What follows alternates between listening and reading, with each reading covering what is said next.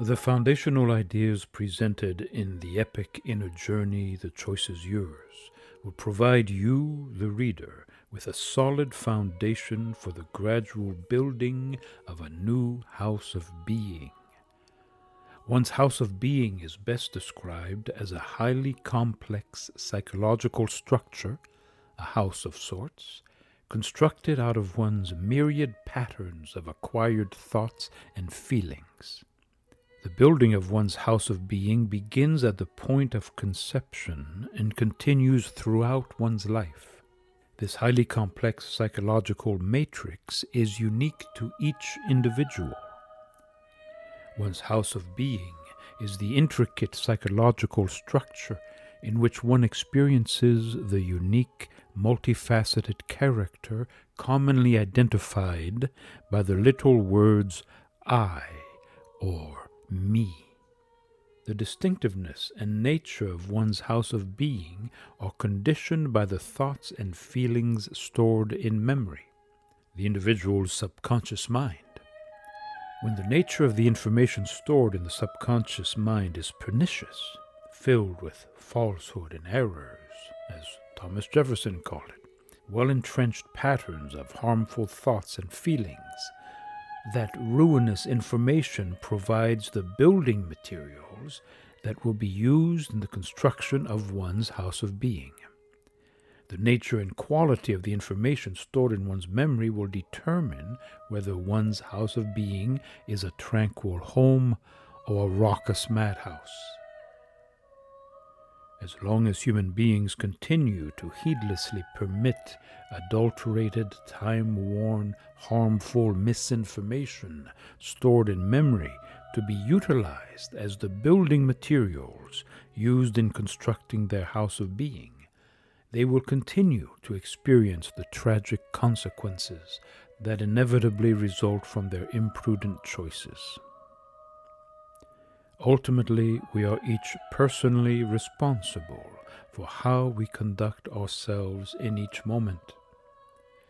When one's conduct is mechanical, impulsive, and automatic, governed by the pernicious misinformation stored in memory, at that point a person has turned over the control of their lives to the destructive directives of the imposter self, the un-you, the seemingly real psychological construct, the un-you, which you have mistakenly believed is you. This illusory psychological construct, the un-you, the imposter self, has gradually infiltrated and taken control of your house of being, which is intended to provide the home for the authentic you, and turned your hallowed home into a devitalized and disintegrating hovel. The gradual infiltration and occupation of your house of being by the imposter self, now masquerading as you, has not only been able to fool you into believing it is you, but collectively, this make-believe imp, the imposter self, has been able to deceive the entire body of humankind. So far, this heretofore unrecognized colossal mass self-deception, the deluding of the whole body of humankind by the imposter self, has been able to avoid exposure, its unmasking. Countless generations of human beings have lived their entire lives entangled, unable to liberate themselves from the dictates of the imposter self. There have been myriad theories put forward by a host of supposed experts, all attempting to explain the repetitious, loathsome behavior of human beings, and how to remedy the problems that have mysteriously ravaged human lives for ages. Repeatedly, the experts' grandiose theories, political, religious, medical, economic, cosmological, diet and exercise, scientific, spiritual, educational, environmental, moral, psychological, etc., have fallen short of the goal of the reunification of the body of humankind. Clearly, nothing has changed. Humanity remains in a severely fragmented, nightmarish state, continuing its downward death spiral, all the time oblivious to the fact that complete liberation from this dreadful self-imposed state of affairs is at hand, closer than breathing. If you tentatively accept that this statement is correct, then what do you suppose is the actual underlying cause for the present dire state of affairs that exists in the world today? Is the liberation from the pain and suffering that accompanies this dire state of affairs actually at hand, closer than breathing? If so, what mysterious influence has gotten in the way and blocked our experience of this transcendent, ever-present state? A state of harmony, where there is peace on earth and goodwill towards all. The answer to that question is also at hand. Yet for the bulk of humankind, the answer remains completely veiled, hidden behind a tangled psychological tapestry woven out of firmly established fallacious beliefs and a myriad of life-eroding patterns of self-deception. Self-deception is defined as the act or instance of deceiving oneself or the state of being deceived by oneself, especially concerning one's true nature. What is the mysterious influence? The actual cause responsible for producing the life-eroding state that has afflicted humankind for untold generations? Fundamentally, three underlying conditions, causes, need to be addressed if there will be any possibility for the human race's continued existence. 1. A lack of understanding with regards to what it is that constitutes our true nature. 2. A lack of understanding with regards to how our mind was designed by life to function. 3. A continued reluctance to candidly address the extent of our deeply ingrained patterns of self-deception. Not until these three fundamental conditions are addressed, and any misunderstandings relating to these three conditions are clarified, is there any possibility for the survival of humankind. The survival of humankind is contingent upon the restoration of human consciousness, one individual at a time. Restoration of consciousness will require gaining a greater understanding of your true nature, an in-depth understanding and regard for how your mind was designed to function, an unswerving willingness to face and let go of the deeply ingrained patterns of self-deception you have unknowingly been needlessly harboring. As soon as we're born into the physical plane of existence, human beings immediately, unconsciously at that point, start to accumulate patterns of self-deception.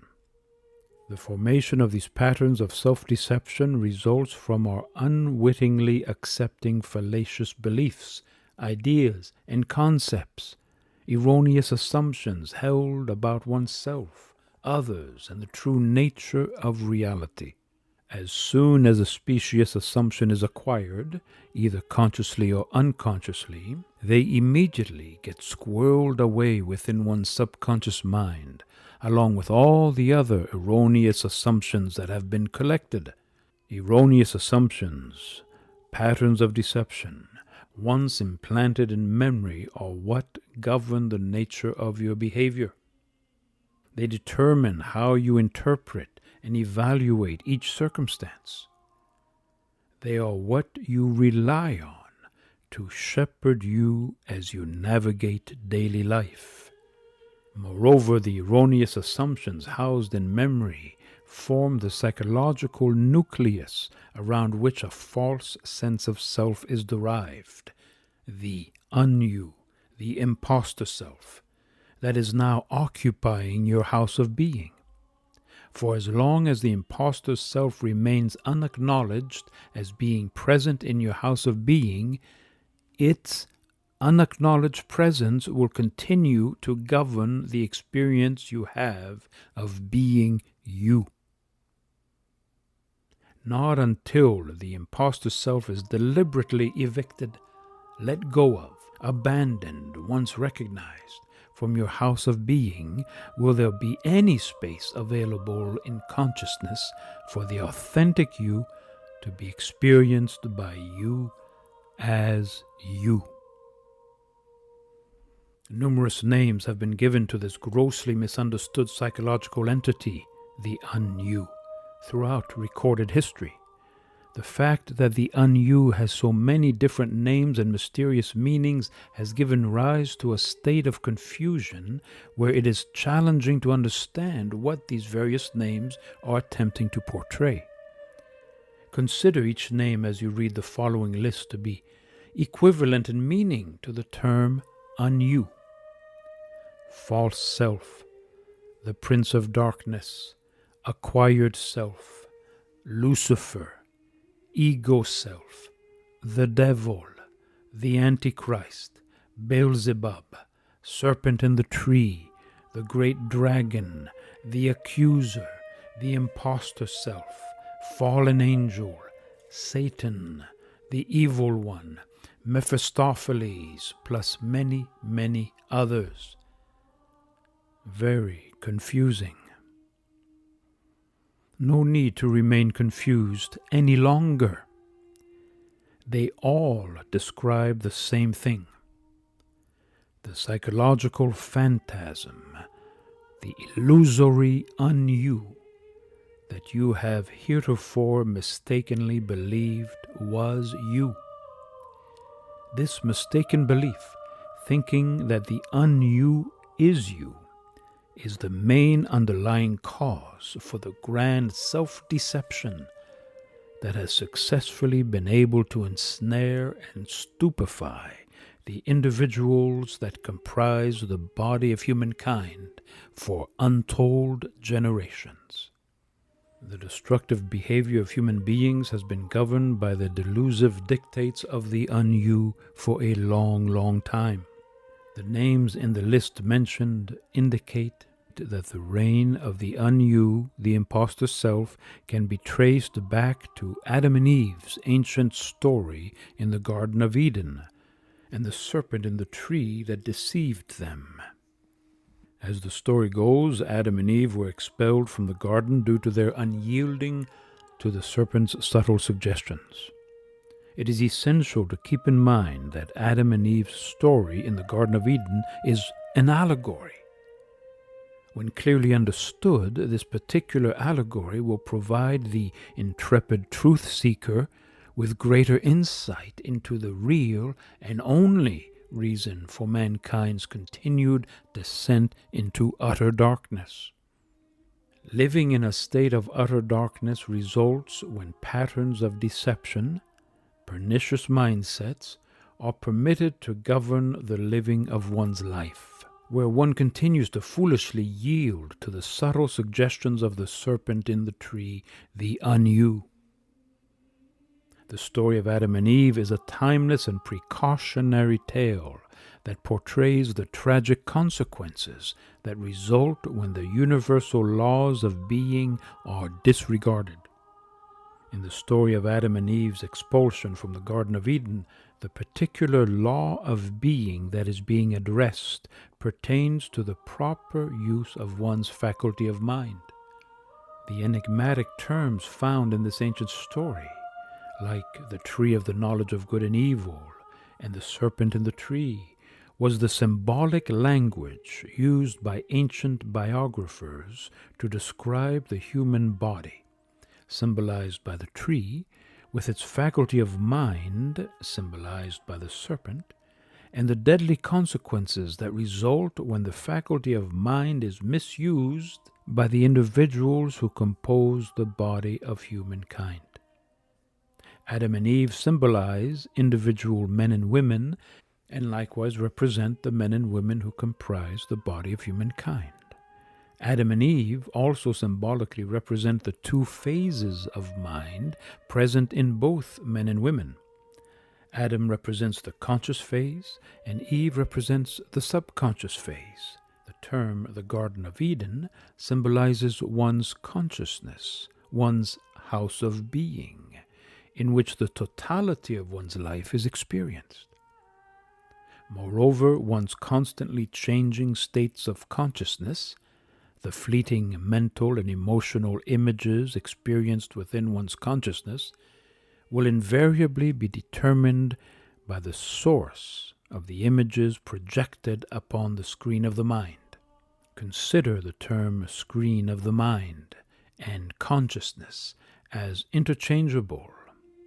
Primary purpose of what has just been stated is to emphasize the vast length of time the body of humankind has been under the death-dealing influence of the imposter self, the anu, the serpent in the tree. So long that human beings presenting insane behavior is considered by most to be perfectly normal, if even considered at all. The images projected upon the screen of the mind are composed of thought forms, beliefs, ideas, concepts that have been retained in the mind's subconscious phase, the memory. They consist of nothing but the past. When the subconscious phase of the mind is filled with patterns of self-deception and lies, erroneous beliefs, ideas, and concepts, the images projected upon the screen of the mind will take on the same characteristics of those patterns of self-deception held in memory. The images projected upon the screen of the mind will inexorably determine what we experience as our lives, both internally and externally. Our entire experience of being, our consciousness of selfhood, unfolds in consciousness. Our experience of that unfoldment will be determined by the choices we make in each moment. When we carelessly allow the destructive patterns of self-deception stored in memory to be the source of what is projected upon the screen of the mind, we needlessly submit ourselves to experiencing in consciousness the pain, suffering, and confusion that accompanies our imprudent choices. Life condemns no one to a life filled with pain, suffering, and confusion. The dreadful state in which the body of humankind now finds itself is the result of unnumbered generations of unsuspecting human beings permitting the imposter self, now masquerading as you, to govern their behavior, what they think, feel, say, and do. Human beings have been living in a nightmarish, delusional state. The well-ingrained human nature paradigm they have believed to be the genuine article. Countless generations of unmindful human beings have come and gone wholly entrapped within the human nature paradigm, not knowing that the original paradigm, the genuine article, life's grand design, is at hand waiting to be re-embraced. Human beings have anxiously been waiting for someone or something to save them from the deadly drama unfolding on Earth. If the human race is to survive, it will not occur due to the ill-conceived, grandiose schemes proposed by rational human beings. That should be obvious to anyone willing to study the human race's ghastly history candidly. It is ludicrous and lethal to continue to believe that the deeply ingrained delusional patterns of thought and feeling responsible for the dreadful state now in evidence worldwide would be capable of imparting the right course of action to save the human race from its looming extinction. Carl Jung stated, "We need more understanding of human nature because the only real danger that exists is man himself. He is the great danger, and we are pitifully unaware of it. We know nothing of man, far too little. His psyche should be studied because we are the origin of all evil."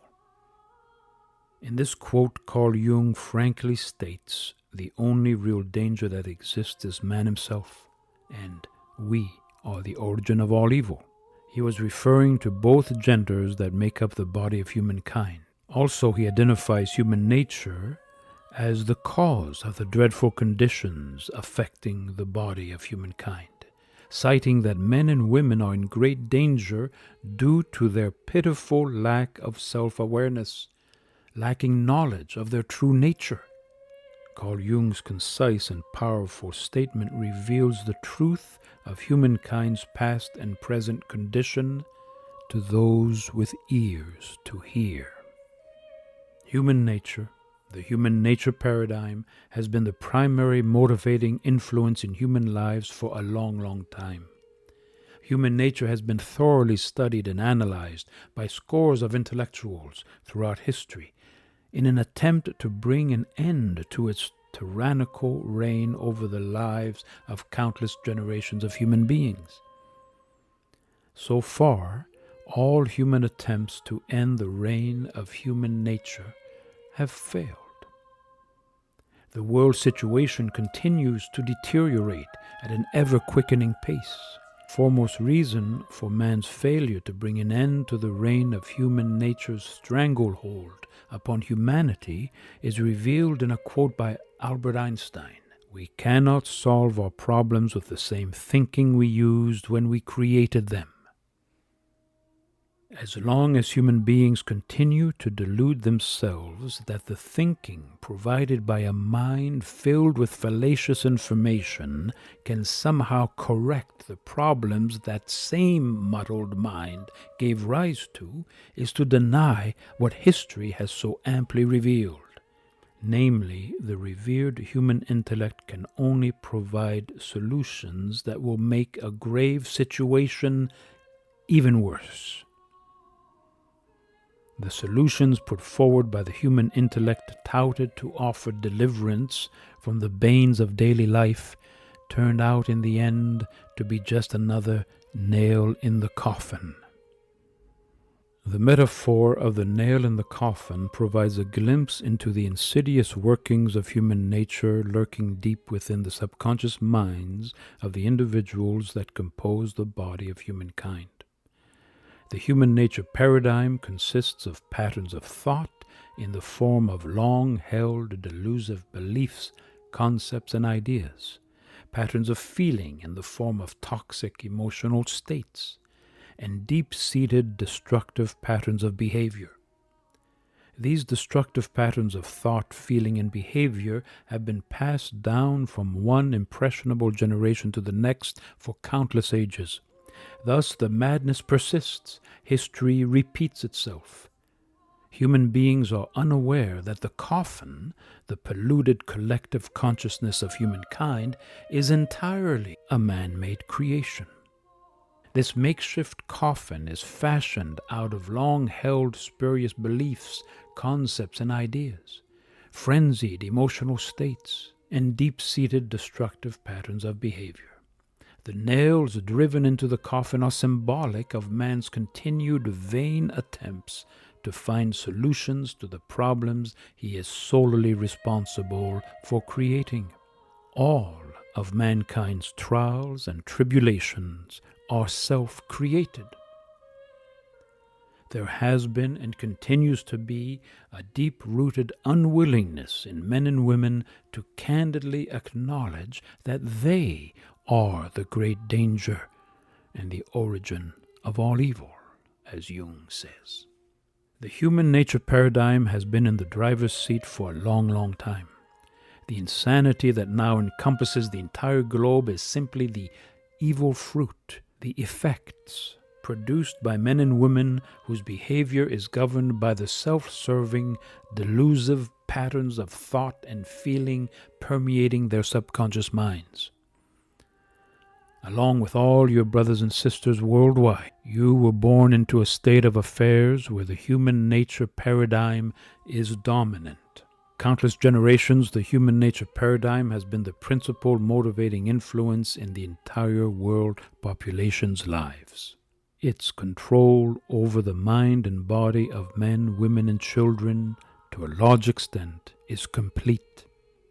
For as long as men's and women's attitudes and patterns of behaviors continue to be fathered, governed, and controlled by the destructive patterns of thought and feeling within the human nature paradigm, the appalling world situation will remain unchanged, other than to continue its gradual fading into nothingness. In light of what we have been considering so far, what is this grossly misunderstood thing called evil? Evil, and what has been termed the human nature paradigm, are the same thing.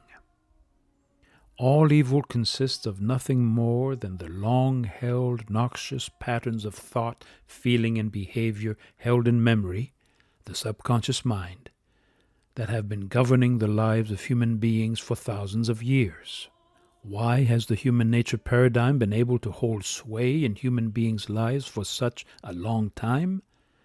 The answer to that question is revealed in the next statement. The following simple reminder holds the key to your complete liberation from what now binds you. Clean it out, or just continue to clean it up. The choice is yours. To clean up implies that nothing gets permanently discarded. As it relates to one's consciousness, if nothing gets discarded, let go of, there will be no space available in consciousness for the experience of a new state of consciousness. It has been human beings' continuous futile attempts to clean up the filthy human nature state that has led to nothing but its perpetuation. Nothing ever gets permanently discarded. Consequently, the degenerate human state, the human nature paradigm, continues to get handed down from one unsuspecting generation to the next. Each new generation faithfully adhering to the age-old practice where some aspects of the human nature paradigm are judged to be good and worth saving, while other aspects are judged to be evil and need to be eliminated. Of course, not everyone agrees about what is good and what is evil. Of course, not everyone agrees about what is good and what is evil. So a perpetual ding-dong battle ensues, predicated upon each person's self-serving, self-centered wants and desires. Judgments made by minds filled with nothing but delusive, self-serving patterns of thought and feeling are incapable of producing anything of real value. They are only capable of making a dire situation even worse. Human beings have been very unwilling to assume personal responsibility for cleaning out this toxic waste, the delusive patterns of thought and feeling contaminating their state of consciousness. One long-standing ploy used by human beings to avoid the necessity for a complete clean-out is to blame the vile human nature state found within themselves on someone or something outside themselves. Rather than assuming personal responsibility for a complete clean-out, human beings have instead chosen to invent a wide variety of scapegoats to take the blame for all the evils that have beset them. The familiar excuses, the devil made me do it, or nobody's perfect, or you can't change human nature, are just a few of the thousands of excuses used by men and women to avoid self-facing, taking an honest look at oneself. When one looks honestly into the mirror, the devils that have been bedeviling them are found to be none other than one's collection of delusive patterns of thought and feeling that have been able to gradually infiltrate and take up residence in their house of being. Heretofore you have mistakenly believed that the psychological phantasm, the imposter self, the ego self, the un-you, now occupying your house of being, is you. The depth of our self-deception is indeed profound. Initially, it is challenging to come to grips with the fact that we have unknowingly been pouring our life's energy into the preservation of a figment of our imagination, the imposter self. Once realized, this self-shattering fact requires that we then honestly acknowledge we were not born into this world with a mind filled with the sordidness that characterizes the human nature paradigm. Once the truth of our situation is understood and accepted as factual, the opportunity then exists for a person to choose whether they will continue to support the deadly masquerade or not.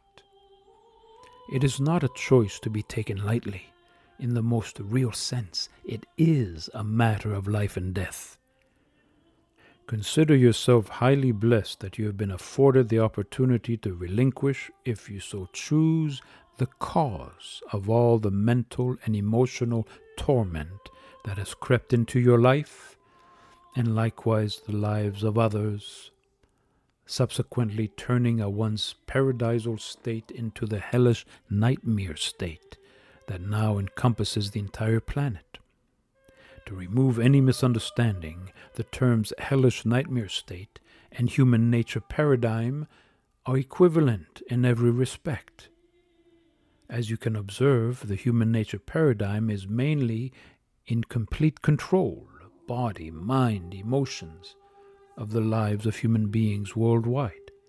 Thankfully, there are still a few remaining bodily functions under life's control: respiration, circulation, digestion, elimination, etc., that man has not been able to disrupt completely. If this were not the case, humankind, all on its own, would have destroyed itself long ago. History reveals that there have been countless civilizations that have come and gone, yet the human nature paradigm persists, continuing to be the governing factor in the lives of men and women worldwide. Why have men and women been so reluctant to relinquish the human nature paradigm, this unseen, unacknowledged, imperious force that compels man's repetitious destructive behaviors, when it is evident that it is the sole cause for all the pain and suffering that continues to be experienced by humankind? By and large, a portion of the population can be counted on to let go of what they consider to be the evil parts of the human nature paradigm. On the other hand, they are unwilling to relinquish the parts of the human nature paradigm they consider to be good and worth saving. The long-standing human propensity to want to preserve and promote what has been considered the good parts of the human nature paradigm is responsible for its perpetuation, nothing else. Of course, no one can agree about what is good and what is evil. Subsequently, nothing ever gets resolved, and the insane human drama continues to implode. As the old saying goes, the road to hell is paved with good intentions. In a quote attributed to Albert Einstein, he said, "The definition of insanity is doing the same thing over and over again and expecting different results." Observably, the human race fits into the category of the terminally insane, thoughtlessly, generation after generation, doing the same inane things over and over again and expecting different results. Human beings are frantically attempting to improve the human nature state for their self-serving benefit, when it is quite apparent that the time-worn human nature approach to living does not work. Human beings have succeeded in destroying themselves for countless generations, both individually and collectively, along with anything else they touch. Human beings entrapped within the human nature paradigm obviously have no idea what they are doing. By the looks of things, the celebrated human intellect is ill-equipped to determine what is good and what is evil, what is right and what is wrong, when it comes to guiding human beings' actions. Mankind has been entrapped within the human nature paradigm for an extended period. How long is unimportant. What is important is you tentatively being willing to crack open your hardened mind and heart to the possibility that you have been living your whole life in a humanly concocted psychological construct, referred to here as the human nature paradigm. Imagine the human nature paradigm as a highly unstable bubble, ready to implode, destroy itself, that is floating aimlessly upon the shoreless ocean of reality.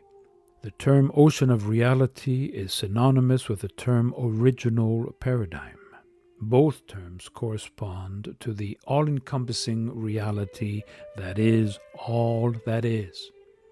The all that is just that, all that is.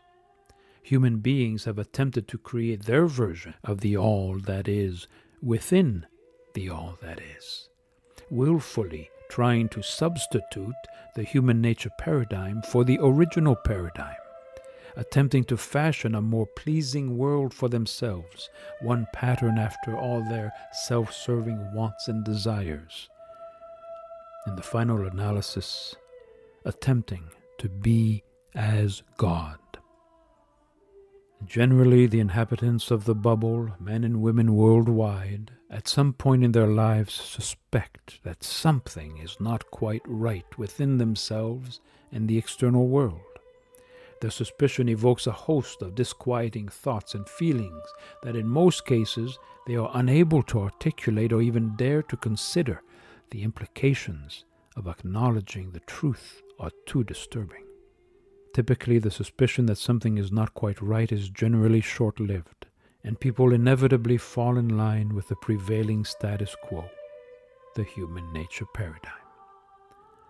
The thought briefly arises, how could things possibly be any different from what I have known my entire life?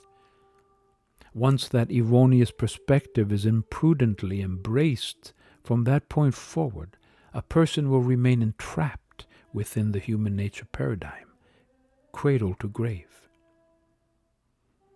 Please think again. Stop deluding yourself any longer that the same self-serving, delusory thinking that went into the emergence of the human nature paradigm thousands of years ago is any less present and influential in the lives of all human beings today. The grand self-deception, the human nature paradigm, has seamlessly been passed down from one unsuspecting generation to the next. Hence, it continues to be the controlling influence in the lives of men and women worldwide. Fundamentally, human beings' destructive, self-serving behavior patterns have remained unchanged, as history so graphically reveals. It is impossible for one's behavior to change as long as one's collection of human nature character traits, such as fear, judgment, deceitfulness, hate, jealousy, blame, defensiveness, lying, anger, self-pity, impatience, worry, unforgiveness, resentment, accusation, shame, and more, remain the unacknowledged controlling influence in their lives. A list of human nature character traits can be found in Part 3, Chapter 3 of the epic Inner Journey, The Choice is Yours. Once these destructive patterns of behavior are observed operating within oneself, there is absolutely no constructive benefit derived by holding on to one's idolized collection of human nature character traits. Why continue to foolishly hold on to the only source of one's confusion and suffering, when the ever-present opportunity exists to let it go? The long-established unwillingness of human beings to let go, clean out, of what has been solely responsible for all their confusion and suffering reveals the utter irrationality of the revered human intellect. 18th century Indian philosopher Shankara wrote, "Who is more deluded than he who is careless of his own welfare?" Your welfare, your peace of mind and well-being will be commensurate with your willingness to deliberately relinquish, clean out, the deeply entrenched patterns of delusive thoughts and feelings, the imposter self character traits that have undetectably been influencing your behavior. It is irrational, insane, to continue to entertain any heretofore undetected, unobserved, and unnoticed human nature character traits once discovered operating within your house of being. Once a human nature character trait is recognized, you then have a choice to make in your moment of recognition. You can slavishly remain subject to the imposter self's irrational directives, compulsive demands, or you can choose to no longer allow your behavior, what you think, feel, say, and do, to be governed by the imposter self's destructive commands. As long as the imposter self's irrational directives remain unchallenged and sheepishly obeyed, the resulting disastrous consequences, the effects of such actions, are inevitable. It is impossible to sidestep or avoid the unalterable universal law of cause and effect, for it is immutable. The fact that the law of cause and effect is immutable, incorruptible, is reason to give thanks that it is so. As long as human beings continue to look outside themselves for someone or something to blame, the real cause of the perilous world situation will never be identified. The real cause will remain hidden behind a tightly woven veil of long-held erroneous beliefs and self-deception. Until the real cause is identified as operational within oneself, there is absolutely no possibility for recovery. Our old elusive patterns of thought and feeling, hardened delusional mindsets, will continue to produce effects commensurate with the mindset's composition. Not until these destructive mindsets are deliberately relinquished, cleaned out, let go, is there any possibility for the restoration of consciousness and the experience of one's true identity to be known. If there is any possibility for the continued existence of the body of humankind, the human nature paradigm which has been the controlling influence in human beings' lives must be in its entirety expunged, deliberately purged from the collective consciousness of humankind. How is the purging, the clean out of the collective memory of humankind to be accomplished? The purification of human consciousness will only occur if there are human beings who first understand what is required for that purification to take place within themselves, and are willing, as the saying goes, to walk the talk. The job gets done one person at a time. The information and instruction presented in the epic inner journey, The Choice is Yours, was written to help you understand what is required, what you choose to do with your new understanding. And others, of course, will ultimately determine if there is any possibility of the continuation of the human race. There is no other way. Be ye doers of the word, and not hearers, deceiving your own selves. For if any be a hearer of the word and not a doer, he is like unto a man beholding his natural face in a glass. For he beholdeth himself, and goeth his way, and straightway forgetteth what manner of man he was. James 1:22-24. Human beings have forgotten what manner of man he was, what manner of man humankind collectively he was before what has been referred to in classic literature as the fall. The fall was precipitated by human beings' failure to obey the laws of being, which requires that human life on earth continue to be directed by universal intelligence, the enigmatic intelligent force responsible for designing, bringing forth, and maintaining the entire living creation harmoniously. Mankind was created to be the means, the living instrumentation through which universal intelligence, scripturally described using the word, could interface and direct the ongoing creative processes relative to the earth. Human beings disrupted that harmonious state, the original paradigm, the Edenic state referenced in the Bible. They chose to rebelliously redirect their lives by substituting self-serving wants and desires, self-centered likes and dislikes, thus setting the stage for the development of the dreadful state that now encompasses the entire world, the human nature paradigm. The human nature paradigm has been able to hold the body of humankind captive for countless generations. The unavoidable consequence of our being born into the human nature paradigm is that it is all we have known. The whole of our existence has been adulterated by our heretofore blind acceptance of a state that is maintained by nothing more than our refusal to let it go. Tragically, human beings continue to tenaciously cling to their time-worn, self-centered ways, thus ensuring the human nature paradigm's perpetuation. The ancient symbol of the serpent eating its tail perfectly portrays the human condition. The symbol of the serpent represents the faculty of mind. When our behavior continues to be governed by the serpent's irrational dictates, our individual and collective self-elimination is the inevitable result. The imprudent and short-sighted serpent gradually destroys its host, you, one imprudent bite at a time.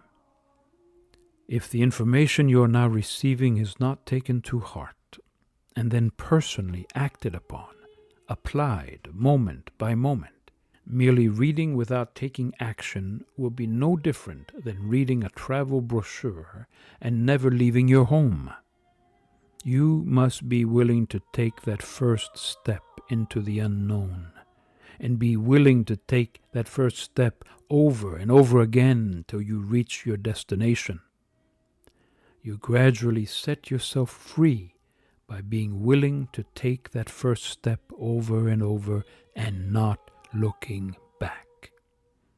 In the case of the epic inner journey, your destination is not a physical location or arrived at by the rearranging of your well-established specious mindsets that have heretofore kept you bound. The goal you are seeking, the experience and consciousness of your true identity, can only be realized if you willingly choose to wholeheartedly apply the information contained within the pages of the epic inner journey. The choice is yours. Is that bold statement the arrogant babble of a madman, or the truth? There is only one way to find out what is true. As always, the choice is yours.